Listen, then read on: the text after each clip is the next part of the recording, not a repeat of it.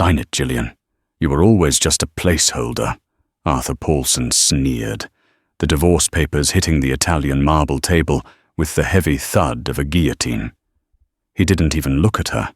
His eyes were fixed on the woman draped over his arm like a trophy.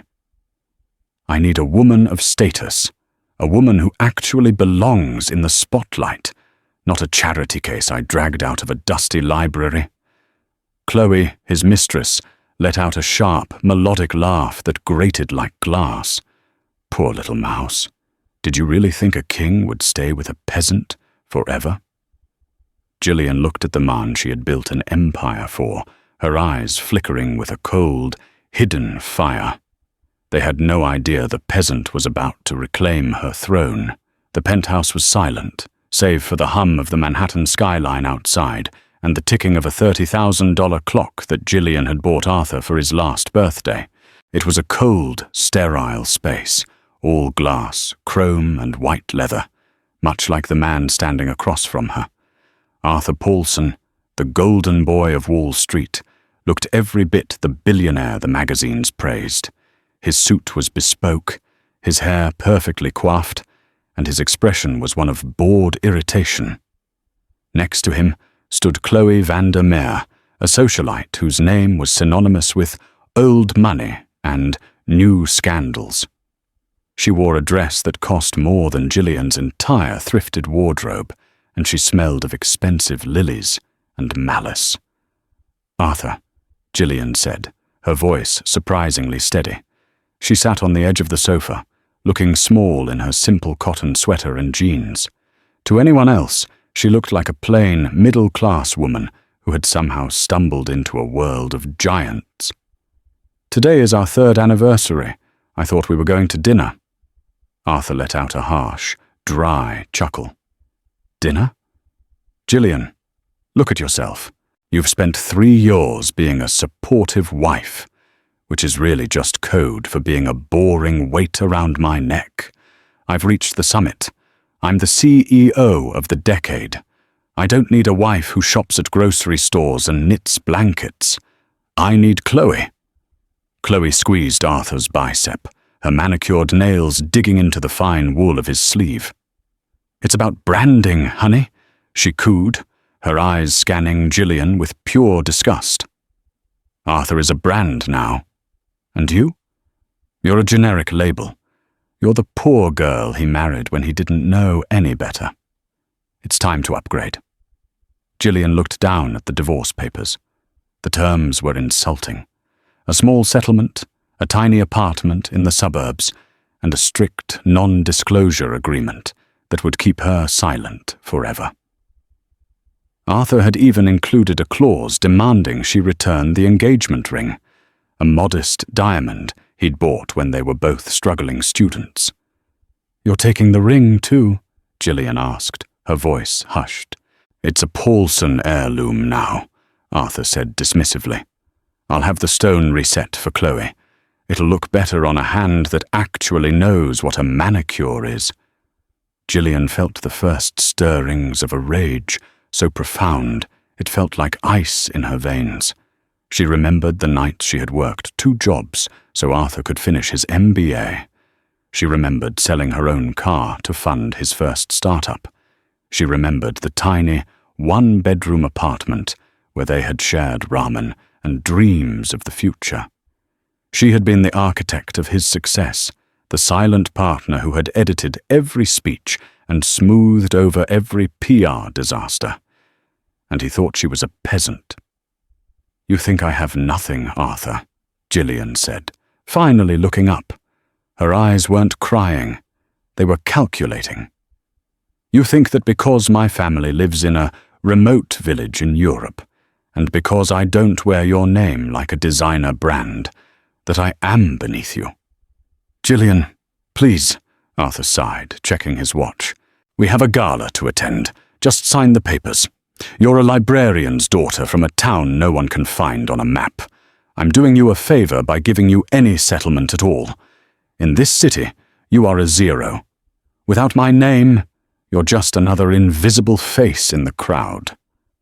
Chloe leaned forward, her voice a poisonous whisper. Go back to your little village, Gillian. Go find a nice, poor carpenter to marry. You clearly don't belong in a penthouse. You're a mistake Arthur is finally correcting. Gillian picked up the silver pen. Her hand didn't shake. She thought of her father, the librarian Arthur had met only once, a man who actually curated one of the oldest private archives in the world. She thought of the remote village, a sovereign estate that held more wealth than Arthur's entire portfolio. She had hidden it all because she wanted to be loved for herself. She wanted to know if Arthur Paulson loved Gillian Dutton, the girl with the sharp mind and the kind heart. Now she had her answer. "You're right, Arthur," Gillian said, her voice dropping to a terrifyingly calm register. "I don't belong here. This place is far too small for me." She scrawled her signature across the bottom of the page with a flourish that looked remarkably like a royal seal. She stood up, her posture suddenly shifting. The mousy wife vanished, replaced by a woman whose elegance seemed to radiate from her very bones. "Take the ring," she said, sliding the band off her finger and letting it clatter onto the marble table. "And take the papers. But remember this moment, Arthur. Remember the day you told me I was nothing. Because from this second onward, you are going to find out exactly who I am. And by the time you realize it, you'll be begging for a seat at my table." Arthur laughed, a loud, arrogant sound. "I look forward to it, Gillian. Now get out. My security will escort you to the curb. Don't take anything that wasn't yours before we met." Gillian smiled. It was a beautiful, predatory smile. "Oh, don't worry, Arthur. I'm only taking what's mine. And trust me, you have no idea what that entails." As she walked toward the elevator, she pulled a sleek, encrypted phone from her pocket, one Arthur had never seen. She dialed a number she hadn't called in 3 years. "It's me," she said, in perfect, fluent French, as the elevator doors began to close on Arthur and Chloe's mocking faces. "Tell the Royal Guard to prepare the jet. The Princess of Ethelgard is coming home. And send the legal team to New York. I want to liquidate every asset I secretly invested in Paulson Holdings. I want him to feel the ground disappear before he even knows he's falling." The door snapped shut, leaving Gillian in the reflection of the gold-plated mirror, no longer a wife, but a sovereign. The rain began to fall in heavy, cinematic sheets as Gillian stepped out onto the sidewalk of Park Avenue.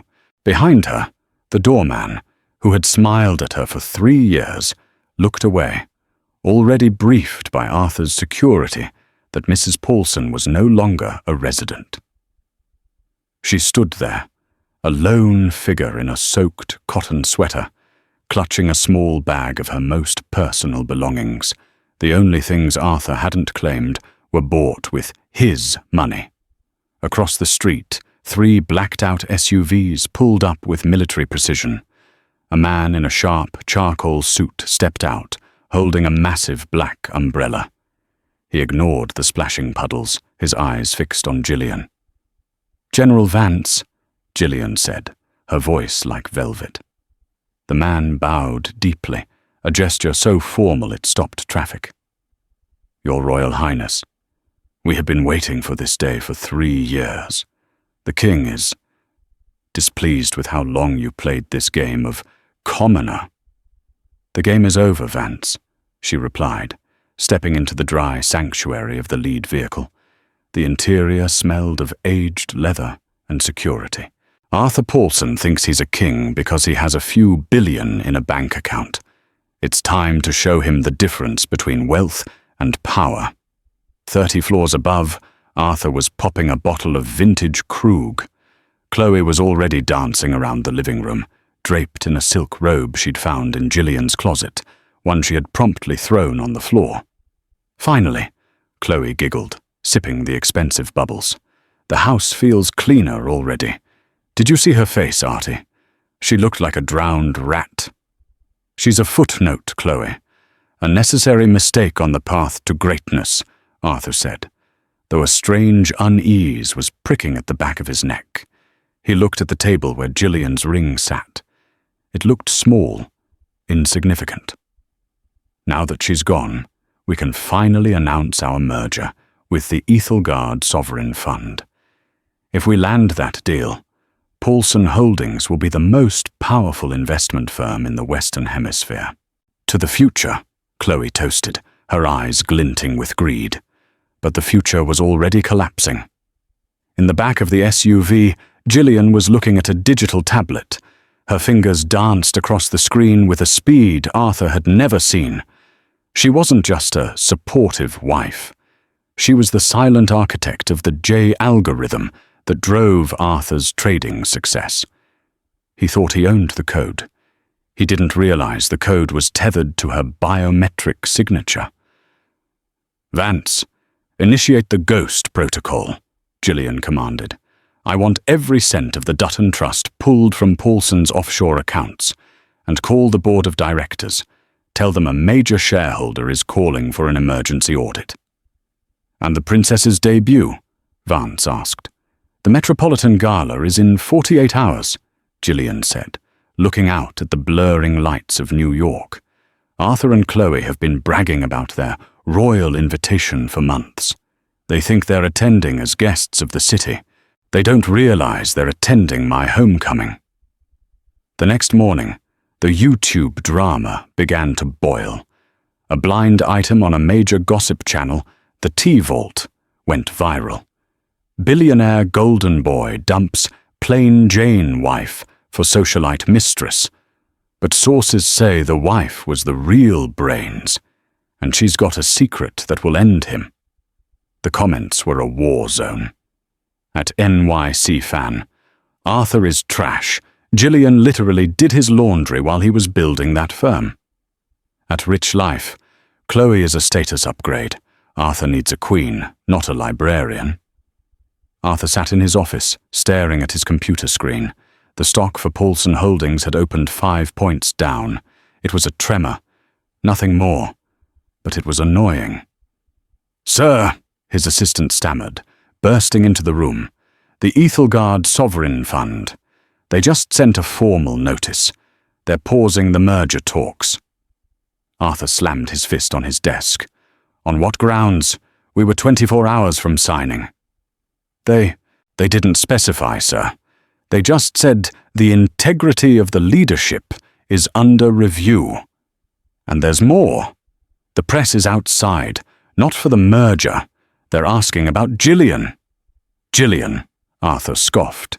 "She's probably crying in a motel. Tell them no comment." But as he looked out the window, he saw a fleet of cars he didn't recognize, official-looking vehicles with small, crimson flags, parking in front of the building where Gillian used to work as a volunteer. Then his phone buzzed. It was an anonymous text, a video link. He clicked it. It was a live stream from a high-end boutique on Fifth Avenue. The store had been closed to the public. The caption read, "Mystery woman spends $2 million in 20 minutes. Is this the new Queen of New York?" In the grainy footage, a woman was being escorted by 4 guards. She was dressed in a sleek, ivory power suit that screamed old-world royalty. Her hair was different, richer, styled in a way that commanded the room. As she turned to leave, the camera caught a glimpse of her profile. Arthur's heart skipped a beat. The jawline was familiar. The way she held her head was unmistakable. "Gillian?" he whispered, his voice cracking. "Don't be ridiculous," Chloe said, walking in with a shopping bag of her own. "That woman is wearing the Star of Ethelgard. It's a brooch worth more than this building. Your ex-wife is probably at a bus station right now. Forget her. We have a gala to prepare for. I need to be the most beautiful woman in the room tomorrow night." Arthur looked back at the screen. The woman in the video was getting into a car with a royal crest on the door. He tried to tell himself Chloe was right. He had known Gillian for 5 years.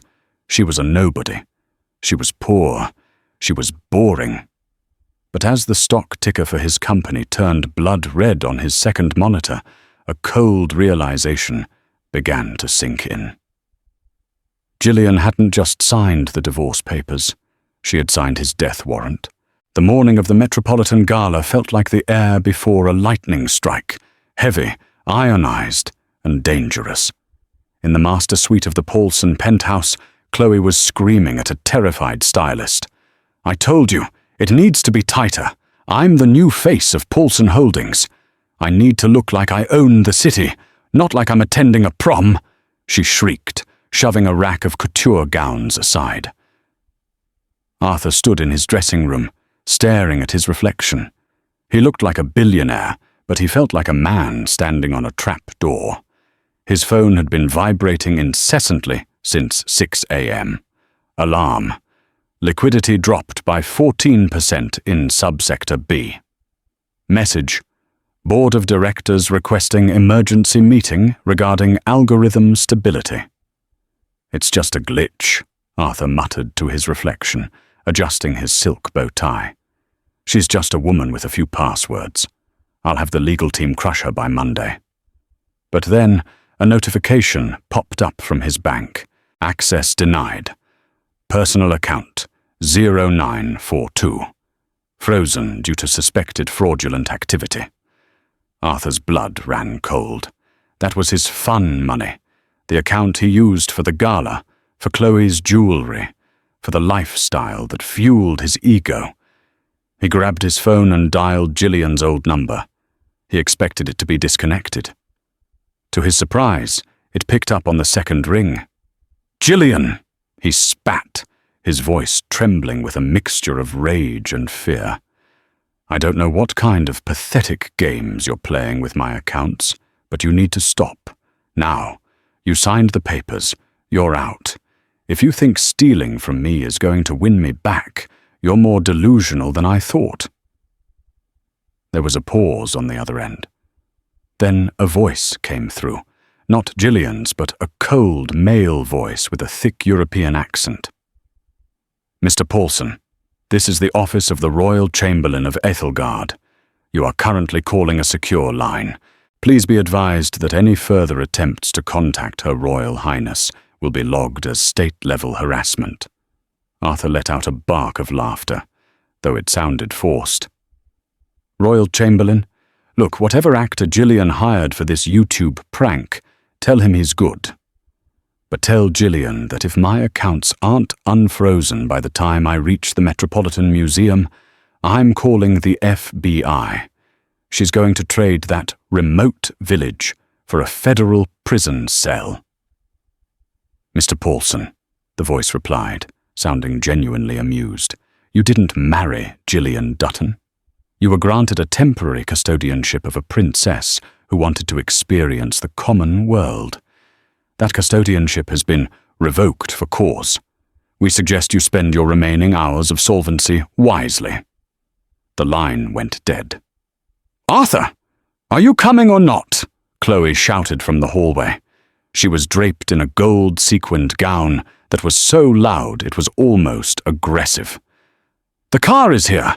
We need to arrive before the Ethelgard representatives, so we can greet them as equals." Arthur wiped sweat from his brow. "It's a bluff," he told himself. "She's using the last of her settlement money to hire a PR firm and some actors to scare me. She's a librarian's daughter. She's poor. She's nothing." "Let's go," Arthur said, grabbing his jacket. "We're going to show the world who the real power couple is." The Metropolitan Gala was a sea of flashing lights and velvet ropes.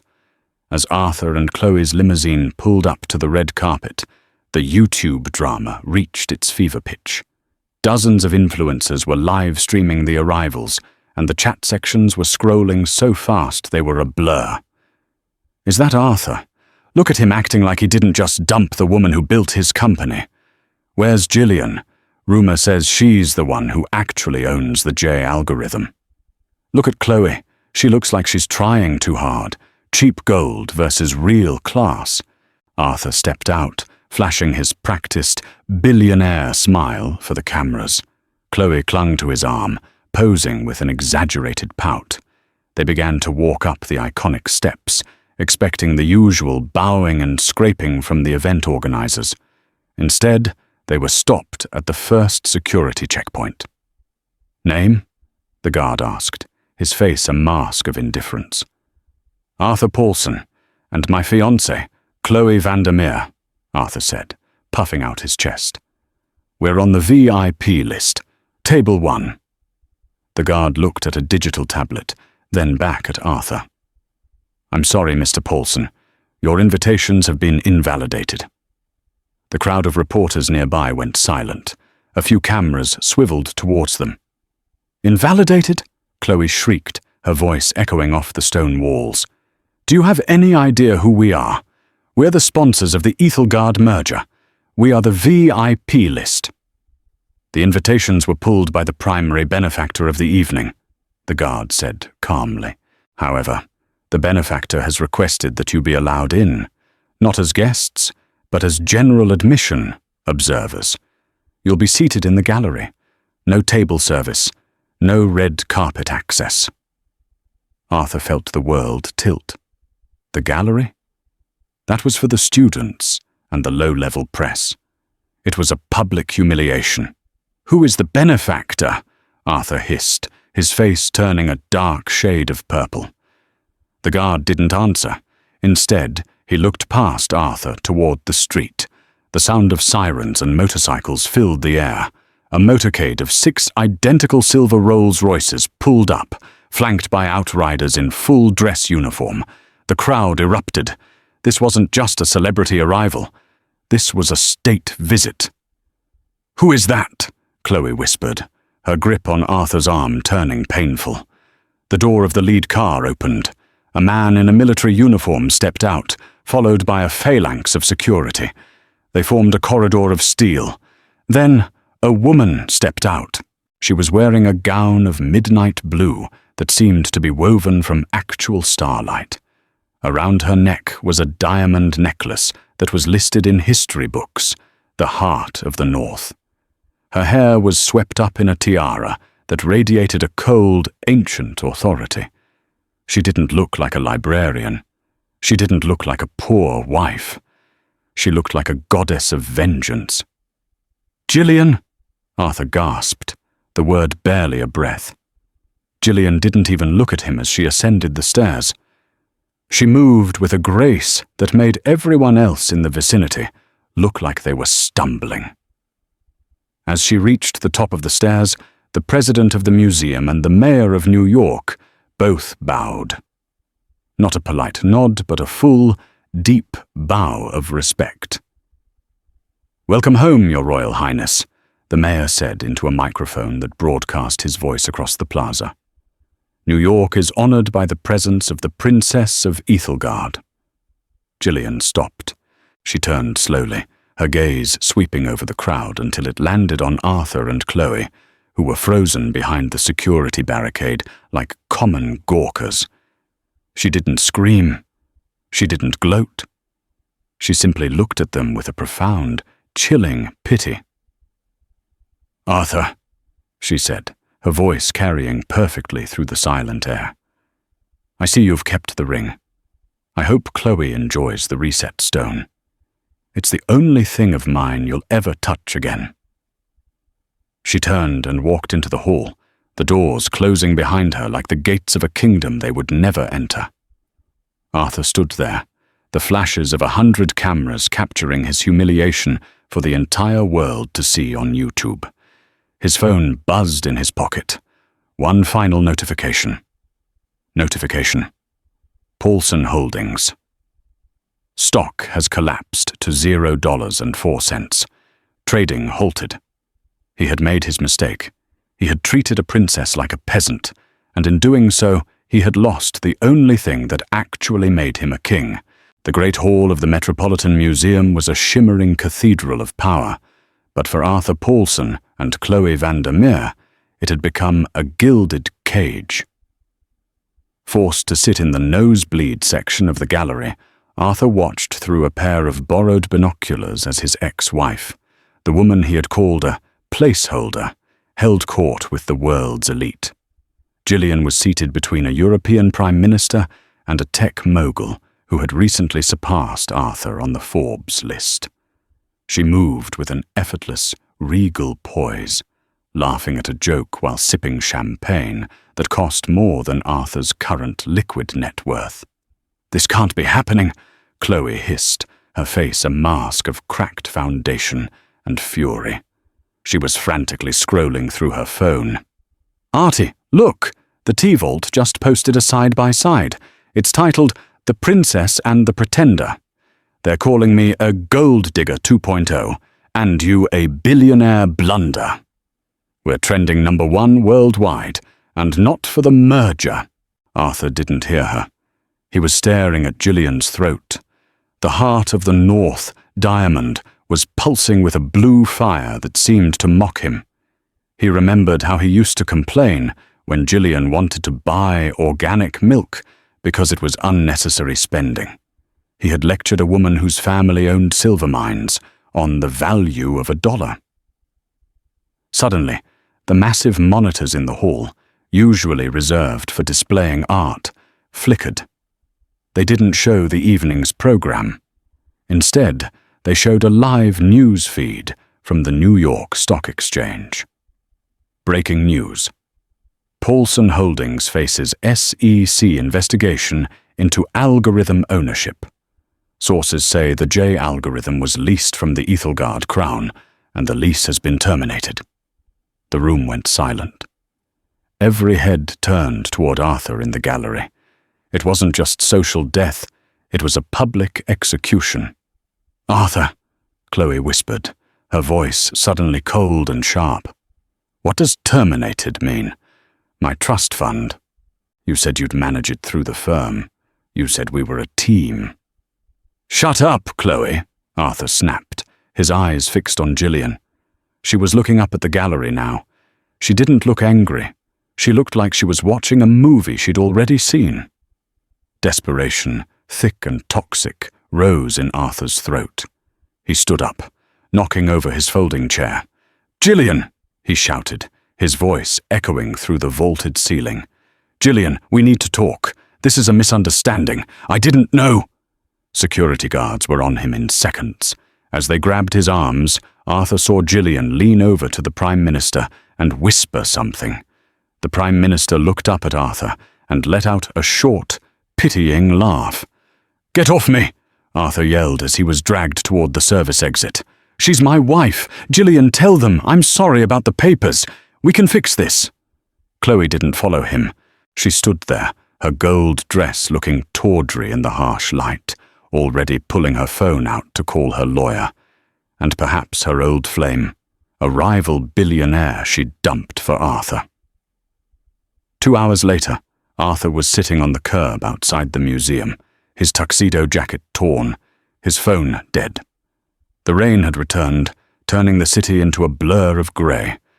A single car pulled up, a sleek, silver sedan. The window rolled down. It was Vance, the general. "Her Royal Highness has a message for you, Mr. Paulson," Vance said, handing him a single heavy envelope. Arthur grabbed it, his fingers trembling. "Is it an apology? Does she want to meet?" "Read it," Vance said, before the window rolled up and the car sped away. Arthur tore the envelope open. Inside wasn't a letter. It was a bill. It was a detailed invoice for every single hour Gillian had spent consulting on his algorithm over the last 3 years, calculated at a royal consultant rate of $50,000 per hour. At the bottom was a total, $438 million. Attached was a secondary document, a notice of eviction from the penthouse. The building wasn't owned by Arthur's company. It was owned by a holding group that, as of 4 hours ago, had been purchased by the Ethelgard Crown. "She's taking everything," Arthur whispered to the empty street. "She isn't just divorcing me. She's erasing me." His phone suddenly vibrated with a final bit of battery, a notification from YouTube, Live Now, Chloe Vandermeer, The Truth About Arthur Paulson, Why I Left Him. He clicked the video. Chloe was sitting in a plush hotel room, likely paid for by the rival billionaire, wiping away fake tears. I was a victim too, Chloe sobbed to the camera. Arthur lied to me. He told me his wife was a gold digger who was holding him back. I didn't know she was a princess. I'm so embarrassed. I want to personally apologize to Princess Gillian. Arthur let out a scream of pure, unadulterated rage and threw his phone into the gutter. He stood up, intending to walk back to the penthouse to fight, to reclaim something, anything. But as he turned the corner, he saw a fleet of moving trucks parked in front of his building. His bespoke suits, his rare wine collection, his CEO of the Decade trophies. Everything was being tossed into industrial shredders on the sidewalk. Standing in the middle of the chaos was Gillian. She was no longer in her gala gown. She wore a simple, black trench coat. She looked exactly like the woman he had dumped 3 days ago, except for the way the light caught the crown of her head. "Gillian, please," Arthur begged, falling to his knees on the wet pavement. "I'll do anything. I'll sign a confession. I'll be your servant. Just don't destroy my life." Gillian stepped closer, the hem of her coat brushing his hands. She looked down at him, and for a fleeting second, he saw the girl who had once loved him. Then, the ice returned. "I'm not destroying your life, Arthur," she said softly. "I'm just taking back the life I lent you. You were always a poor man, Arthur. You just had my money in your pocket." She turned to her guards. "Finish the liquidation, and make sure the YouTube creators get the high-definition footage of the shredding. People love a good finale." As Gillian walked away, a new black SUV pulled up. The door opened, and a man stepped out. Someone Arthur recognized from the international business news. It was Prince Frederick of the Nordics, the man Gillian's father had always wanted her to marry. Frederick took Gillian's hand and kissed it, his eyes full of a genuine respect Arthur had never shown her. "Shall we go, Gillian?" Frederick asked. "The world is waiting to meet the real you." "Yes," Gillian said, stepping into the car without a backward glance. "I've wasted enough time on small things." Arthur watched the taillights fade, his hands clutching the wet pavement. He was a billionaire no more. He was a ghost in his own city, and the cameras were still rolling. 48 hours after the Metropolitan Gala, the world was gripped by the royal divorce scandal. On YouTube, the T-Vault had reached 10 million concurrent viewers for its live stream, titled "The End of Arthur Paulson, Live from the International Tribunal." Arthur sat at a small, scarred wooden table in a high-security hearing room. He was no longer wearing bespoke silk. He wore a cheap, off-the-rack suit his last remaining lawyer had scrounged from a thrift store. His eyes were bloodshot, his skin sallow. Across the room, Chloe Vandermeer sat with her own legal team, looking pristine and detached. She had already signed a cooperation agreement to testify against Arthur, in exchange for immunity regarding the algorithm's fraudulent licensing. "This is an illegal circus," Arthur croaked to his lawyer. "I built that algorithm. It's mine. They can't just take it because she's a princess." "Arthur, be quiet," his lawyer hissed. "The Ethelgard Crown didn't just sue you. They invoked the Sovereign Immunity Act. You aren't being sued for divorce anymore. You're being tried for the theft of state secrets." The heavy oak doors at the front of the room swung open. The bailiff didn't call for order. He stood at attention. "All rise for the High Commissioner of the Ethelgard Royal Court." Arthur stood, his legs shaking. He expected a judge in robes. Instead, Gillian walked in. She was flanked by 12 members of the Royal Guard, their silver breastplates gleaming under the fluorescent lights. Gillian wore a charcoal-grey military-style suit with the sash of her order across her chest. She wasn't carrying a purse. She carried a scepter of office. She didn't sit at the petitioner's table. She climbed the steps to the high bench, taking the center seat usually reserved for a Chief Justice. She was the judge, the jury, and the executioner. "Gillian!" Arthur yelled, breaking rank. "You can't do this. This is a conflict of interest. We were married. You shared my bed." Gillian didn't flinch. She adjusted the microphone, her voice amplified until it shook the glass partitions. "Mr. Paulson, you are addressed by the court as the accused. And for the record, I didn't share your bed. I shared a prison of your making while I waited to see if there was a single shred of integrity in your soul. You failed that test on our 3rd anniversary." She looked down at the documents before her. "We are here to finalize the dissolution of the Paulson-Ethelgard union and to address the J algorithm. Mr. Paulson claims he is the creator. Chloe Vandermeer claims she was promised a 50% stake in its future." Chloe nodded eagerly, flashing a practiced, mournful smile toward the cameras. Gillian leaned forward, her eyes like twin daggers. "The J algorithm is not a piece of software, Arthur. It is a linguistic cipher based on the ancient Ethelgard royal archives, the very archives my father, the man you called a dusty librarian, has protected for 50 years. You didn't write the code. You stole the ledger from my private study while I was sleeping and had your engineers wrap it in a modern interface." A collective gasp went up in the gallery. The YouTube chat scrolled so fast it became a white blur of OMG and buried. "I have the logs," Gillian continued, her voice cold and rhythmic. "I watched you do it. I waited for you to tell me. I waited for you to ask for my help. Instead, you used my heritage to build a fortune. And then you used that fortune to try and discard me for a woman who wouldn't know a cipher from a shopping list." Arthur's lawyer collapsed into his chair, burying his face in his hands. "I offer the court a final piece of evidence," Gillian said. She looked directly into the camera lens.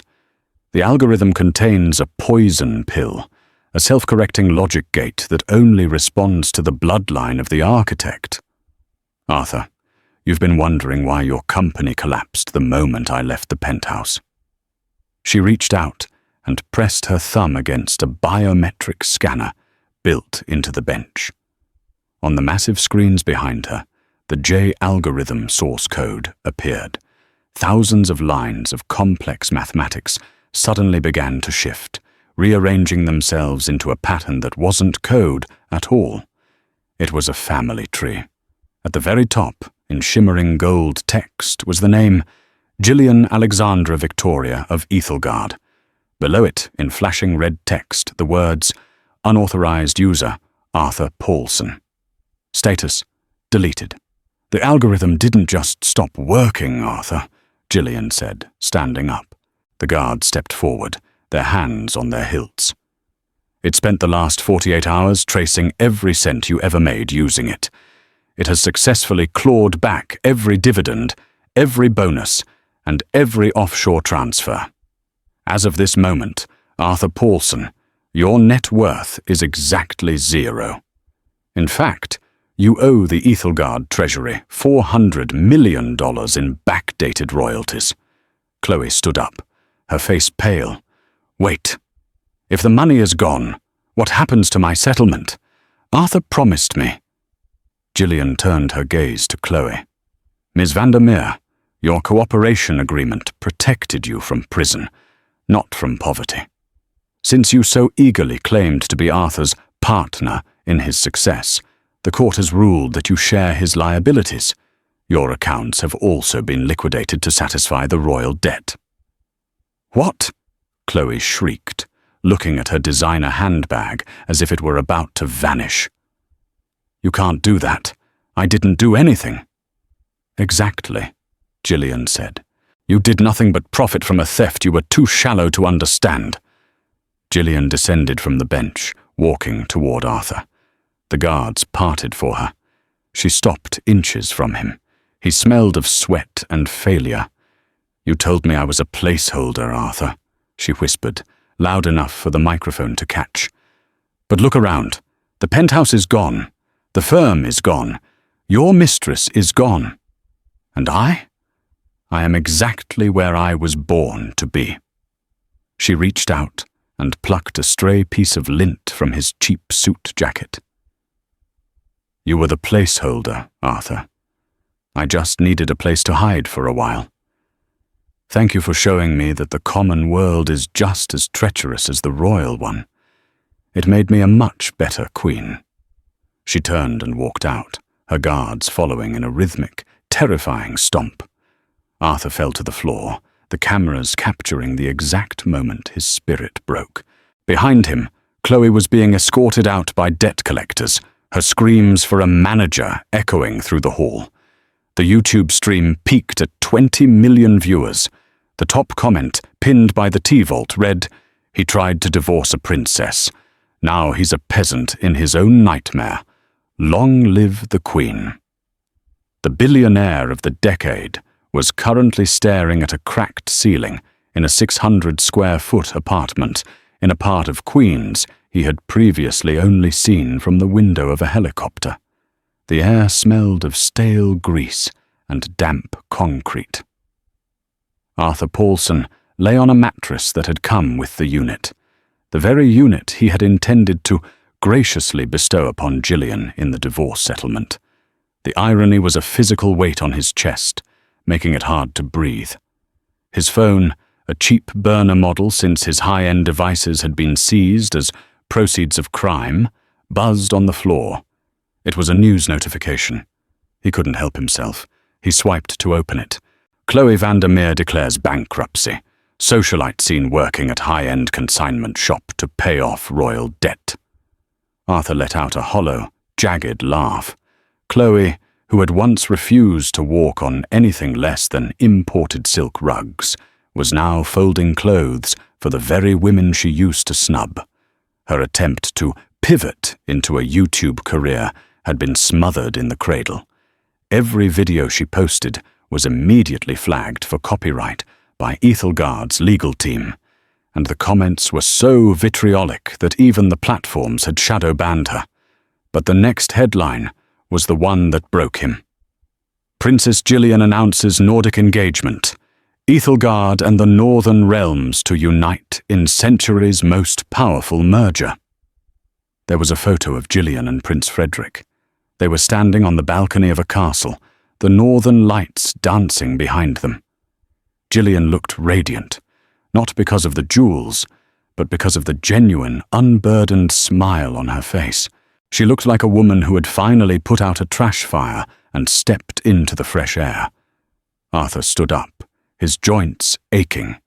He walked to the tiny kitchenette and poured himself a glass of tap water. He looked at his hands, the hands that had signed the papers, the hands that had shoved Gillian away. They were shaking. He had thought he was the sun, and she was just a moon reflecting his light. He realized now that he had been a speck of dust caught in the orbit of a star, and he had been stupid enough to think he was the one holding the gravity. In Manhattan, the Ethelgard private hangar was a hive of activity. General Vance stood by the ramp of the royal jet, checking his watch. "Everything is loaded, Your Royal Highness," Vance said, as Gillian approached. She wasn't wearing a suit or a gown today. She wore a simple, elegant cashmere coat and leather boots. She looked like a traveler, but the way the ground crew moved around her suggested she was the center of the universe. "Wait," Gillian said, pausing at the base of the ramp. She looked back at the New York skyline, the sun catching the tops of the skyscrapers. "There is one last thing to attend to. Did the delivery arrive at the Queen's address?"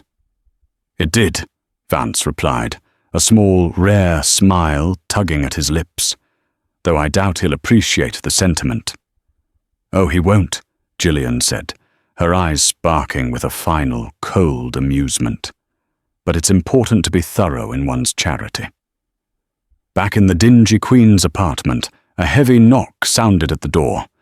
Arthur jumped, his heart racing. Was it the debt collectors? The press? He opened the door to find a courier holding a small, elegantly wrapped box. "Arthur Paulson?" the courier asked. "Yes," Arthur whispered. The courier handed him the box and left without a word. Arthur took it to the small table and opened it with trembling fingers. Inside, resting on a bed of black velvet, was the engagement ring, the modest diamond he had bought when they were students. The stone hadn't been reset for Chloe. It had been cleaned, polished, and returned to its original setting. Tucked into the ring was a small, handwritten note on royal stationery. "Arthur, you said this was a Paulson heirloom, and that it should be on a hand that knows what a manicure is. I've decided to return it to you. It is the only thing of value you truly ever owned, because it was the only thing you bought before you learned how to steal. I'm leaving the algorithm's poison pill active. Every time you try to use your name to rebuild, the code will find you. Every time you try to lie to another woman, the truth will follow you. You wanted a status upgrade, Arthur. I hope you enjoy your new status as a warning to every man who confuses a woman's silence for weakness. Goodbye, placeholder." Gillian Arthur gripped the ring, the sharp edges of the diamond cutting into his palm. He looked around the room, the peeling wallpaper, the flickering light bulb, the silence of a life stripped bare. He had the ring back, but the woman who had given it meaning was gone, and she had taken the world with her. Suddenly, a loud thud came from the hallway, followed by a familiar, shrill voice. "Arthur, open this door. The collectors took my car, Arthur. I have nowhere else to go." It was Chloe. She was pounding on the door, her voice cracking with desperation. Arthur looked at the door, then at the ring, then back at the door. He realized then that this was his real sentence. He wasn't going to prison. He was going to spend the rest of his life in this tiny room, with the woman he had chosen over a princess, as they both slowly drowned in the consequences of their own greed. Arthur didn't move. He sat in the dark, listening to the mistress he had upgraded to scream his name, while on the television in the corner, the world cheered for the queen he had thrown away. The kingdom of Ethelgard was draped in silver and blue. It was the first anniversary of the Great Unification, and the palace gardens were filled with the scent of blooming jasmine and the sound of a symphony orchestra. Gillian Alexandra Victoria, now the High Queen of the United Northern Realms, stood on the terrace, watching her people celebrate. She wore a simple gown of sea foam silk, her only ornament the wedding band given to her by King Frederick, a ring forged from a fallen star, representing a love that was earned, not bought. Frederick stepped up behind her, sliding his arms around her waist. "You're thinking about New York again," he whispered, his voice warm against her hair. "Only for a moment," Gillian admitted, leaning back into him. "I was thinking about how small that world felt, how I used to think a penthouse and a firm were the heights of existence. I didn't realize that when you stand on a mountain of lies, you're always one step away from the edge." "The world hasn't forgotten," Frederick said, handing her a tablet. The documentary was released today. Gillian glanced at the screen. The YouTube thumbnail featured a split image. Gillian in her coronation robes on one side, and a grainy paparazzi shot of a man in a greasy apron on the other. The title, "The Fallen Billionaire." 1 year later, 2,000 miles away, in a cramped diner on the outskirts of New Jersey, the bell above the door chimed. A man shuffled out of the kitchen, wiping his hands on a stained white apron. His hair was thinning, and the lines around his eyes were etched with the permanent bitterness of a man who had forgotten how to smile. "Order up," Arthur Paulson muttered, sliding a plate of cold toast across the counter. The customer didn't look up from his phone. He was watching a video, the very documentary Frederick had mentioned. The sound was low, but Arthur could hear the narrator's voice. "And so, the man who thought he could discard a queen found himself a servant to the very class he once mocked." Arthur looked away, his gaze landing on a small, tarnished silver ring sitting in a jar behind the cash register. He hadn't been able to sell it. The diamond was real, but the poison pill in Gillian's code had flagged the serial number. No jeweler would touch it. It was a cursed object, a reminder of the day he traded a diamond for a piece of glass. A woman walked into the diner, her heels clicking loudly on the linoleum. She was wearing a coat that had clearly seen better days, her makeup applied too thickly to hide the exhaustion underneath. "Arthur, I need $20, Chloe snapped, not even looking at him. "The landlord says if we don't pay the convenience fee for the laundry, he's shutting off the water again." "I don't have it, Chloe," Arthur said, his voice dead. "Go back to the shop. Maybe someone will leave a tip in the consignment bin." Chloe let out a sharp, ugly laugh. "A tip? They don't give tips to the Mistress. They give me sneers and accidental spills. This is your fault, Arthur. You told me you were a god. You're just a short-order cook with a big ego." They stood there, two people trapped in a prison of their own making, bound together not by love, but by the shared weight of their failure. They were the placeholders for each other's misery. Back in Ethelgard, Gillian turned off the screen.